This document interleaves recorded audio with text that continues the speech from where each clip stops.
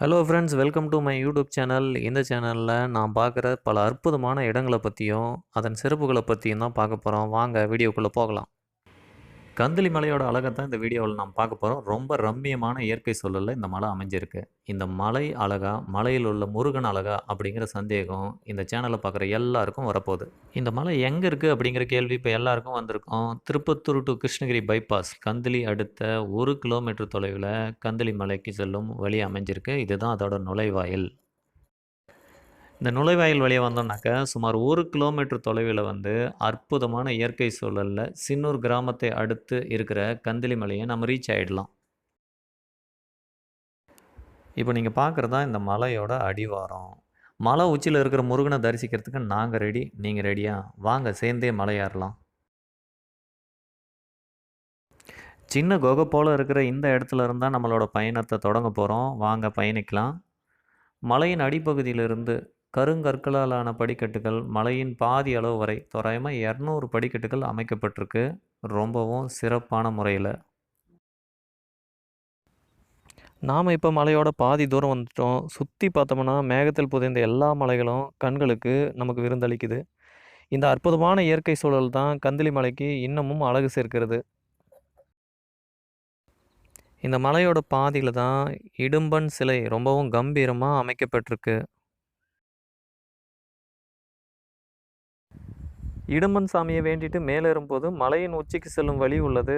அதுக்கு முன்னாடி நம்மளை வழி அனுப்ப வழி பிள்ளையார் இருக்கிறார்.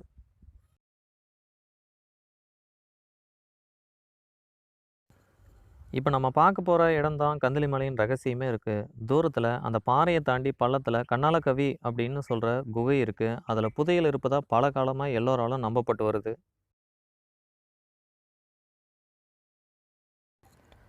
கிட்டத்தட்ட நம்ம மலையோட உச்சியை அடைஞ்சிட்டோம். இங்கே தான் கந்தளி மலையில் என்றும் வத்தாத ஜுனை உள்ளது.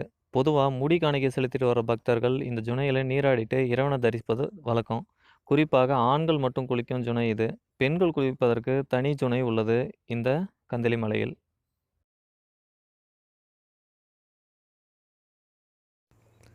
ஆடி 18 தான் இங்கே விசேஷமான நாள். பொதுவாக அந்த ஆயிரக்கணக்கான பக்தர்கள் கூட்டம் கூட்டமாக முருகனை வழிபடுவது வழக்கம். எல்லா வருஷமும் ஆடி 18க்கு ஆயிரக்கணக்கான மக்களுக்கு அன்னதானம் வழங்குவதும் நாட்டு ஏழையாக நடத்துவதும் உண்டு. ஆனால் 2020 கொரோனா லாக்டவுன் காரணமாக மிக குறைந்த பக்தர்களே வந்துள்ளன. சரி, அதை விடுங்க. நாம் முருகனை வழிபடலாம் வாங்க.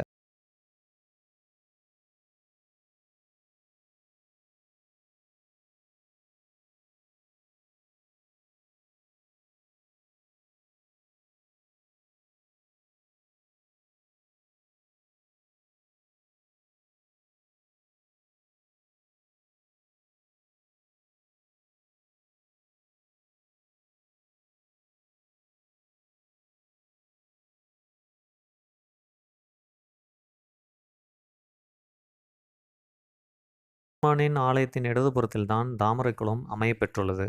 தாமரை குளம் வற்றியதன் காரணமாக தாமரை மலர்கள் எதுவும் இல்லை இப்போதைக்கு. இந்த தாமரை குளத்துக்கு பக்கத்தில் தான் பெருமாள் ஆலயமும் அதன் அருகே பசவன் சாமியும் உள்ளது. இதுதான் இந்த கந்தளி மலையோட மொத்த அழகு. இந்த மலையின் அழகை ரசித்தபடியே வாங்க மலையை விட்டு நம்ம கீழே இறங்குவோம். மேலும் ஒரு சிறப்பான இடத்தை பற்றி சிறப்பான விஷயங்களை அடுத்த வீடியோவில் பார்க்கலாம். தேங்க்யூ ஃபார் வாட்சிங் மை சேனல். இந்த வீடியோ உங்களுக்கு பிடிச்சிருந்தா லைக் பண்ணுங்கள், ஷேர் பண்ணுங்கள், கமெண்ட் பண்ணுங்கள். முக்கியமாக சப்ஸ்கிரைப் பண்ணுங்கள் அண்ட் பெல் பட்டனை கிளிக் பண்ணிவிட்டு போயிடுங்க. தேங்க்யூ.